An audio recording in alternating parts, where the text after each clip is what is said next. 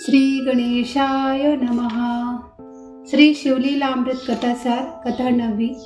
या अगोदर आपण 8 कथा पाहिलेल्या आहेत. आज आपण कथा 9 पाहणार आहोत. तर आपण पाहूया. जे शिवनामाचा घोष करतात त्यांना कळी काळ देखील स्पर्श करू शकत नाही. शिवनामाची ज्याला आसक्ती आहे त्याला जन्म मरण नाही. विषय सुखात ज्याप्रमाणे माणूस रममान होतो त्याप्रमाणे जर तो शिवनामस्मरणात दंग झाला तर त्याचा जन्म मरणाचा फेरा चुकेल. धन आणि पैसा मिळवण्याऐवजी शिवचरणाचे ध्यान केले तर संकटे येणारच नाहीत. शिवाचे ध्यान करणारे पुरुष धन्य होत. त्या संबंधी आता व्यासमुनी कथा सांगत आहेत. ऐका. एका रानात वामदेव नावाचा महाज्ञानी पुरुष राहत होता. दिशा म्हणजे त्याचे वस्त्र होते. भस्म अंगाला फासून नेहमी उपवास करून दिगंबर अशा स्थितीत तो एकटाच इकडे तिकडे फिरत असे. हे सारे विश्व शिवमय आहे अशी त्याची श्रद्धा होती. त्यामुळे त्याला कशाचा खेद नव्हता, कसली खंत नव्हती. हा वामदेव मौन पाळत असे. त्याला कुठलाच विकार नव्हता. शंकराचे स्मरण आणि ज्ञानचर्चा या व्यतिरिक्त तो अबोल राहत असे. सर्व लोकांवर उपकार करण्यासाठी प्रत्यक्ष शंकराने ते रूप धारण केले असावे असे वाटे. तो आत्मस्वरूपात दंग असे.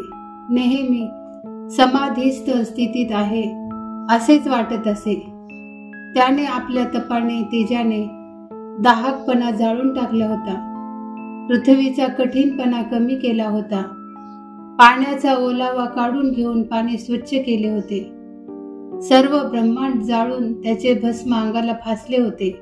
जगात त्याला सर्वकडे शंकराचे रूपच दिसत असे.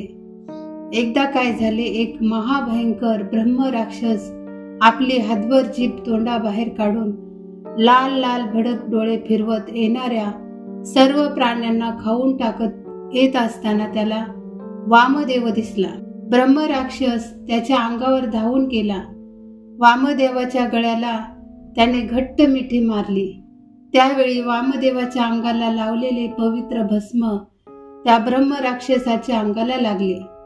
त्याबरोबर परिसाच्या स्पर्शाने लोखंडाचे सोने व्हावे तसे त्याचे भाव पालटले. दुष्ट वृत्ती नाहीशी झाली आणि तो वामदेवाच्या चरणावर पडला. वामदेवाला ह्याचे भानही नव्हते. तो आपल्या स्मरण पूजनात दंग होता. त्याला सुख दुःख जाणवत नव्हते. शरीर दुःखी आहे का, शरीराला रोग झाला आहे, हे शरीर कोणत्या दिवशी भ्रमण करत आहे ह्याची त्याला काळजी नव्हती. वामदेवाच्या स्पर्शाने ब्रह्मराक्षसाला मात्र दिव्य रूप मिळाले होते. मागच्या 1000 जन्माचे त्याला ज्ञान झाले. चंद्राच्या स्पर्शाने चंद्रकांत मणी द्रवावा. मानस सरोवरातील पाणी पिताच कावळ्याला हंसाचे रूप यावे. सूर्याचा उदय होताच अंधार नष्ट व्हावा. त्याचप्रमाणे वामदेवाचा स्पर्श होताच ब्रह्मराक्षसाचे रूप पालटले. वामदेवाला नमस्कार करून तो म्हणाला, गुरुराज, आपल्या कृपेने मला 1000 जन्माचे ज्ञान झाले आहे. पण गेल्या 25 जन्मात मी किती पापे केली ते मी सांगतो.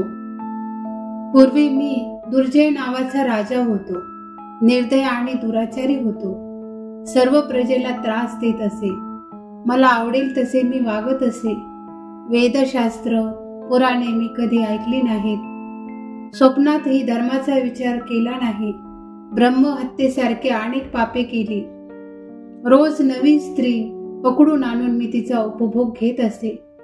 एकदा एका स्त्रीचा भोग घेतला की पुन्हा मी तिचे तोंडही पाहत नसे. सर्वांना कैदेत डांबून ठेवत असे. त्या बिचाऱ्या तुरुंगात रडत ओरडत मला शाप देत आक्रोश करीत असत. ब्रह्मवर्ग माझे राज्य सोडून पळून गेला. 300 ब्राह्मण स्त्रिया, 400 क्षत्रिय स्त्रिया आणि 1000 वैश्य स्त्रियांचा मी उपभोग घेतला. शूद्रांच्या 1000 स्त्रिया, 400 चांडाळ स्त्रिया, सहस्र मांग कन्या 500 चांभार कन्या, 400 परीट कन्या मी उपभोगल्या. माझ्या जीवनात वैशा किती येऊन गेल्या त्याचा मी हिशोब ठेवला नाही. पण इतक्या स्त्रिया भोगूनही माझे मन तृप्त झाले नव्हते. मी दारू पित असे, वाटेल ते खात असे. शेवटी मी आजारी पडलो. मला क्षयरोग झाला. मी मरण पावलो. यमदूताने पकडून मला नरकात ढकलून दिले. यमपुरीचे दारुण दुःख मी सोसले आहे. तेथे दया हा शब्दच नव्हता. तांब्याच्या तापलेल्या जमिनीवरून यमदूतांनी मला चालवत नेले. लोखंडाचा खांब लाल तापवून त्या खांबाला मला आलिंगन द्यायला लावले. तापलेल्या तेलात मला टाकले. तोंडात विष्ठा आणि मूत्र कोंबले. खारट आणि कडू रस प्यायला लावले. मला पालथे पाडून तीक्ष्ण चोंचीच्या पक्ष्यांकडून माझे डोळे फोडविले. कुंभी पात्रांत घालून शिजवले. कानात तापलेल्या सळ्या खुपसल्या. तेथील जाचांचे मी काय वर्णन करू. रक्तकुंड आणि रेतकुंडात मला बुडवून ठेवले. अंगाचे मांस तोडले.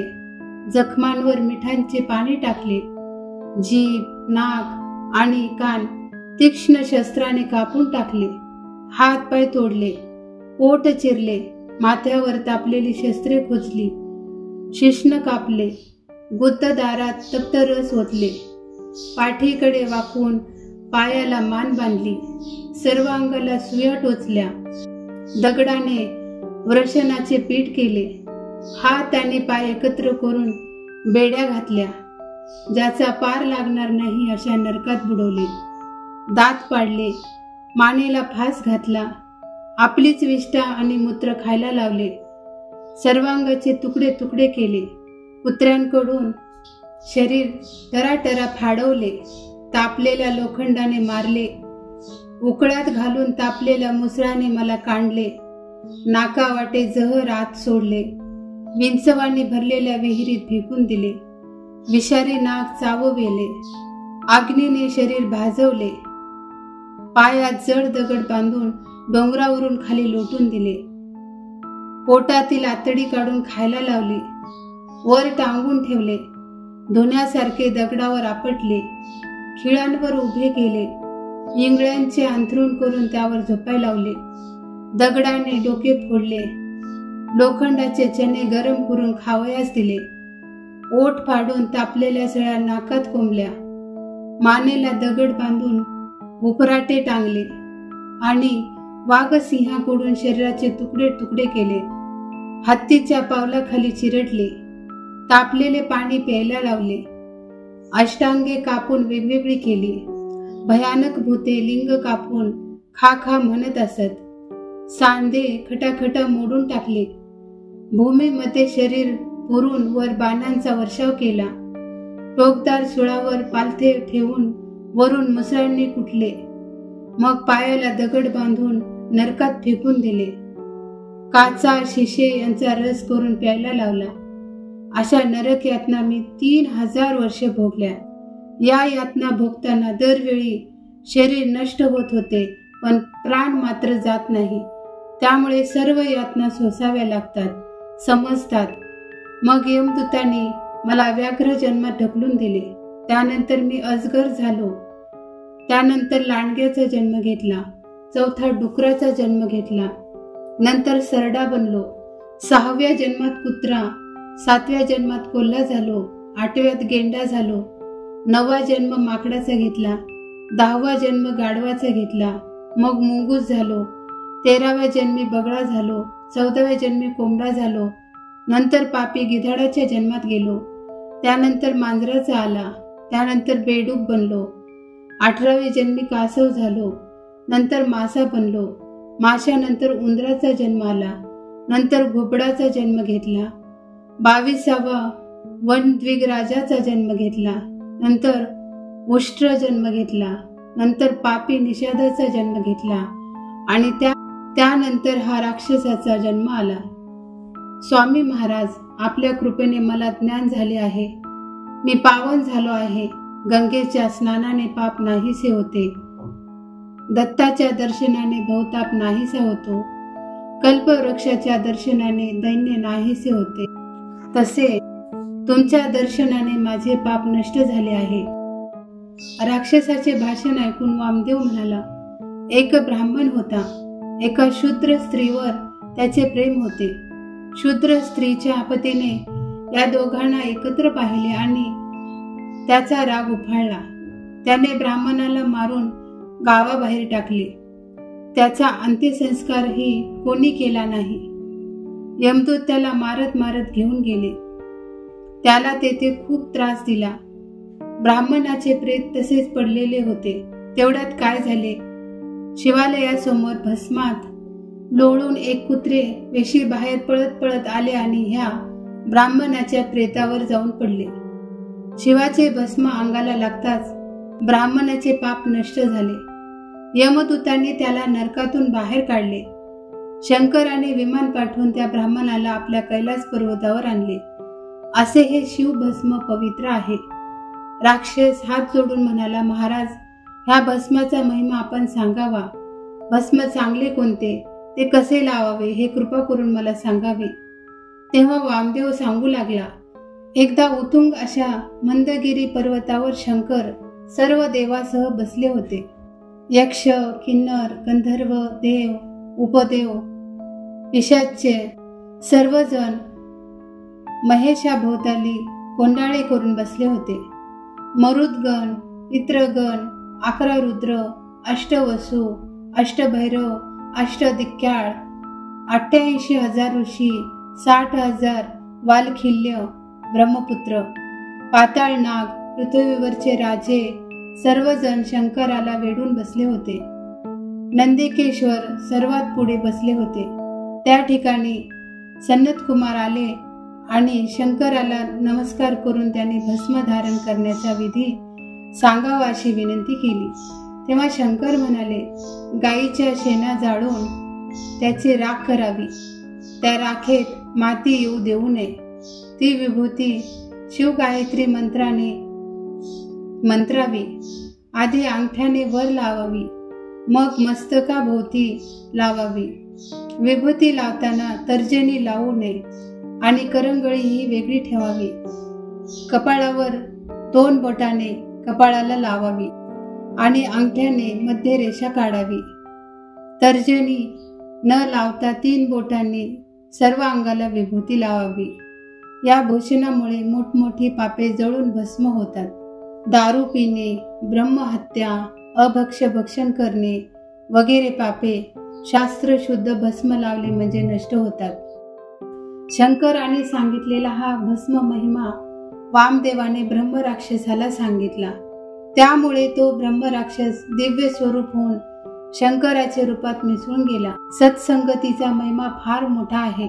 मंत्र, तीर्थ, ब्राह्मण, देव, गुरु, यज्ञ, ज्योतिषी आणि औषधी यावर प्रथम विश्वास पाहिजे.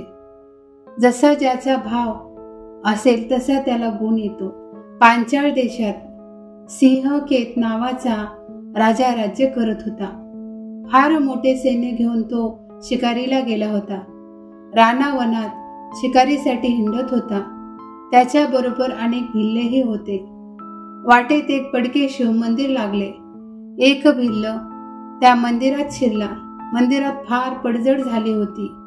शिवलिंगही वेडेवाकडे पडले होते. भिल्लाने राजाला ते शिवलिंग दाखवले. राजा म्हणाला, लिंग चांगले आहे, पण डामडोल करून त्याची पूजा करण्यापेक्षा मनोभावे भक्तीने त्याची पूजा करायला हवी. लोकांमध्ये भाव खाता यावा म्हणून देवाच्या प्रतिमा मांडून ठेवायच्या म्हणजे भक्तीचा शुद्ध धंदा आहे. ब्राह्मणाचा पवित्र वेश घेऊन यात्रेत वाईट कर्म करत हिंडायचे, त्याप्रमाणेच भाव नसताना ईश्वर पूजा करणे म्हणजे शुद्ध दांभिकपणा आहे.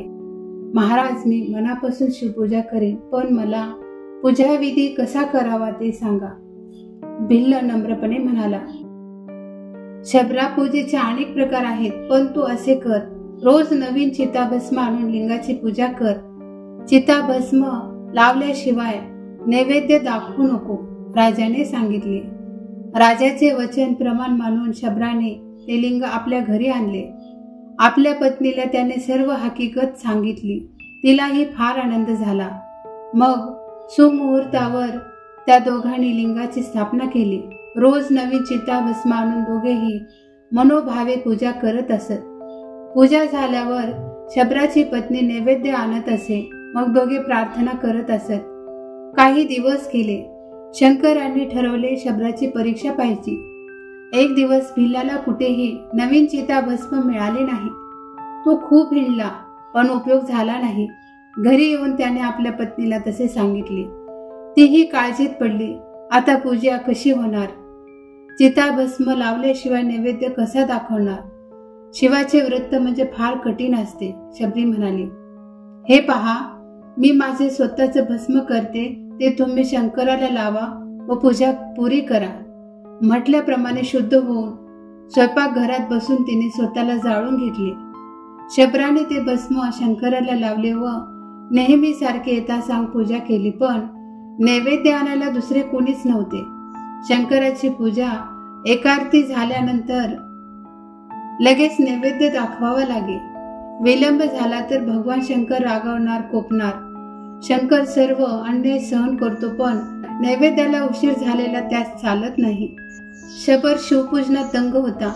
आपल्या पत्नीने स्वतःचे भस्म करून घेतले आहे हे तो विसरून गेला आणि एकार्थी होताच त्याने पत्नीला नैवेद्य घेऊन ये म्हणून हाक मारली. त्याबरोबर रंभेपेक्षा दिव्य रूप पावलेली शबरी नैवेद्य घेऊन शबराच्या मागे उभी राहिली. दोघांनी शंकराचे स्मरण केले. पूजा संपल्यावर शबराने आपल्या दिव्य रूपधारिणी अलंकाराने युक्त अशा स्त्रीकडे निरखून पाहिले आणि त्याला शंकराची आघाद लीला कळली. त्याबरोबर तोही शिवरूपात मिसळून गेला.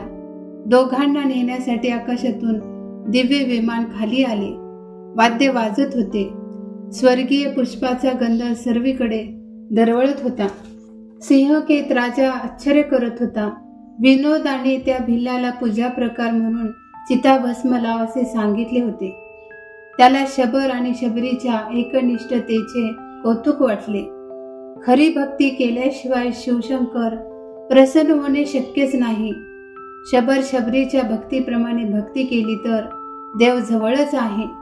सिंहकेत राजालाही शिवभजन करण्याचा छंद जडला. शिवलीला अमृत नेहमी ऐकू लागला. शिवरात्र, प्रदोष, सोमवार ही व्रते करू लागला. सत्पात्री दान करू लागला आणि शेवटी तोही शिवपदास पोहोचला. शिवभजनाचा, शिवपूजेचा महिमा अगम्य आहे. श्रीधर कवींची काव्य वेल आता बहरली आहे. शिवलीला अमृत मंडपावर चढली आहे. तिची दाट छाया खाली पडली आहे. शिवभक्तांनी या छायेत येऊन बसावे. प्रेमरूपी द्राक्ष फळ खावीत आणि तल्लीन व्हावे. जय जय रघुवीर समर्थ.